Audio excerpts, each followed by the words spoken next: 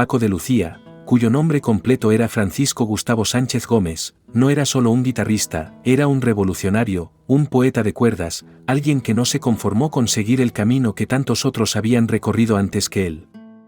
Nació en 1947 en Algeciras, una ciudad portuaria en la provincia de Cádiz, cuna de profundas raíces flamencas. Desde pequeño, la música fue su idioma materno. En su casa, el flamenco era más que un estilo, era una forma de vida.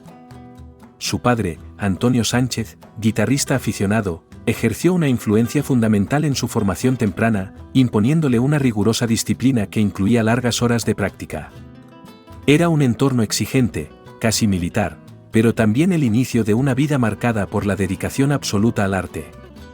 Desde muy joven, Paco comprendió que el flamenco, aunque vibrante y apasionado, estaba sujeto a limitaciones impuestas por la tradición. La guitarra flamenca, en su época, era esencialmente un instrumento de acompañamiento, un humilde servidor del cante y el baile. Pero Paco, con su instinto aventurero, se resistía a que la guitarra quedara relegada a un papel secundario. Quería que se convirtiera en un protagonista, que contara su propia historia y se expresara con voz propia.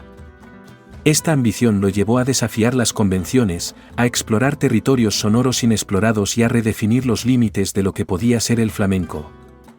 Una de las características más llamativas de su estilo era su técnica impecable, que se apoyaba en un uso magistral del picado, esa técnica de la mano derecha que consiste en pulsar las cuerdas de manera rápida y precisa. Pero Paco no se limitó a impresionar con virtuosismo, cada nota, cada fraseo, tenía un sentido, un propósito. Era como si sus manos, dotadas de una memoria innata, supieran de antemano lo que la música pedía. Y no solo se trataba de destreza técnica, su toque estaba cargado de emoción, de un sentido profundo del duende flamenco, ese misterio inexplicable que conecta al intérprete con lo sagrado. El encuentro con Camarón de la Isla, un joven cantaor que también se rebelaba contra la tradición, fue un hito en su carrera. Juntos, rompieron moldes y sacudieron los cimientos del flamenco tradicional. Paco y Camarón no solo compartían un talento extraordinario, sino también una visión del flamenco que iba más allá de las fronteras que lo habían mantenido encapsulado en su propia tradición. Sus colaboraciones dieron lugar a una nueva forma de entender el flamenco, una en la que la guitarra y el cante eran socios iguales, dialogando en un intercambio constante de emociones. Su álbum conjunto, El Duende Flamenco, es considerado un hito revolucionario, un testimonio del poder transformador del arte cuando se atreve a ser auténtico. La vida de Paco de Lucía no estuvo exenta de polémicas. Para los puristas, su acercamiento a otras músicas, especialmente al jazz, era visto casi como una traición a la pureza del flamenco. Pero Paco siempre se defendió con la humildad que lo caracterizaba, explicando que para él, la evolución era necesaria, que el flamenco tenía que dialogar con otros géneros para mantenerse vivo.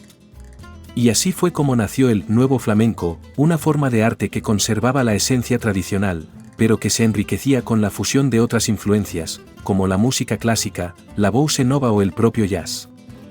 El disco, Friday Night in San Francisco, grabado junto a los guitarristas John McLaughlin y Aldi Meale, es un claro ejemplo de esa búsqueda incesante. En este álbum, Paco de Lucía demostró que la guitarra flamenca no tenía por qué limitarse a los palos tradicionales del flamenco. Podía convertirse en un instrumento universal, capaz de dialogar en igualdad de condiciones con cualquier otro lenguaje musical. La guitarra de Paco sonaba tanto a Jerez y a Cádiz como a Nueva York y a Río de Janeiro. En cada uno de sus acordes se escuchaba la tradición, pero también el deseo irrefrenable de traspasar sus límites. El éxito mundial del álbum es un testimonio del impacto que tuvo su trabajo en la escena musical global y de su capacidad para conectar con públicos de muy diversa procedencia. Sin embargo, a pesar de su fama y reconocimiento, Paco de Lucía nunca se dejó seducir por el brillo superficial del estrellato. Siempre mantuvo un aire de humildad, de esa sencillez que caracteriza a los verdaderos maestros. Para él, la guitarra seguía siendo ese instrumento mágico que descubrió en su infancia en Algeciras, ese amigo íntimo con el que podía comunicarse en un lenguaje que iba más allá de las palabras. Y esa conexión íntima se percibe en su música, en cada pieza, en cada concierto, se podía sentir una especie de comunión, una entrega completa al arte. Paco también fue un defensor de la importancia de la tradición en el flamenco. Aunque exploró y reinventó el género, nunca dejó de reconocer el valor de los viejos maestros, como Sabicas, Niño Ricardo o Ramón Montoya, quienes allanaron el camino para los guitarristas de su generación. En su repertorio, siempre hubo lugar para la reinterpretación de los grandes clásicos del flamenco, pero con su propio sello, inconfundible y revolucionario. Este equilibrio entre innovación y respeto por la tradición es quizás una de las razones por las que su música tiene un atractivo tan universal. Nunca se trató de romper con el pasado, sino de encontrar una manera de hacerlo relevante para el presente. A lo largo de su carrera, Paco de Lucía se convirtió en un embajador del flamenco, llevando su arte a los escenarios más prestigiosos del mundo. Fue el primero en llevar una guitarra flamenca al Teatro Real de Madrid, y sus giras internacionales lo llevaron a lugares tan remotos como Japón o Australia, donde el público, sin entender el idioma del flamenco, se rendía ante su capacidad de transmitir emociones profundas a través de la música. Su impacto en el mundo de la guitarra fue tan profundo que muchos guitarristas de otros géneros comenzaron a incorporar técnicas y conceptos propios del flamenco en sus propias interpretaciones.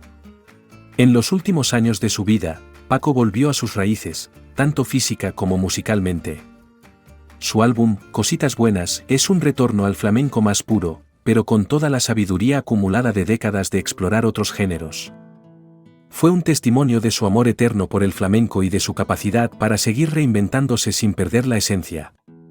El álbum es una mezcla de nostalgia y renovación, en la que se perciben tanto la energía juvenil de sus primeros trabajos como la madurez de un maestro que ha recorrido un largo camino.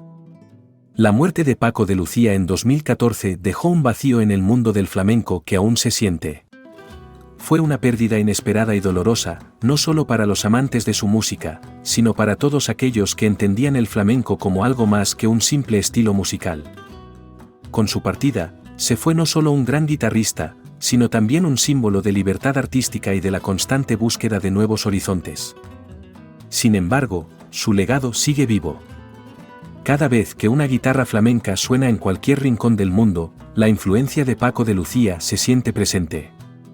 Ha dejado una huella imborrable en la historia de la música, no solo por su virtuosismo, sino por su capacidad de reinventar un arte centenario, manteniendo siempre el espíritu del flamenco en cada nota. Al final, Paco de Lucía nos enseñó que el arte no debe quedarse atrapado en una jaula, que debe respirar y crecer, que debe adaptarse y transformarse para seguir siendo relevante. Fue un puente entre el pasado y el futuro, un artista que supo mantener la esencia de lo antiguo mientras trazaba nuevas rutas para el porvenir. Su música es una invitación a sumergirse en un universo sonoro donde la tradición y la innovación se encuentran, donde la emoción se transmite de corazón a corazón. Es la obra de un hombre que, a través de sus 6 cuerdas, fue capaz de revelar los misterios del alma humana.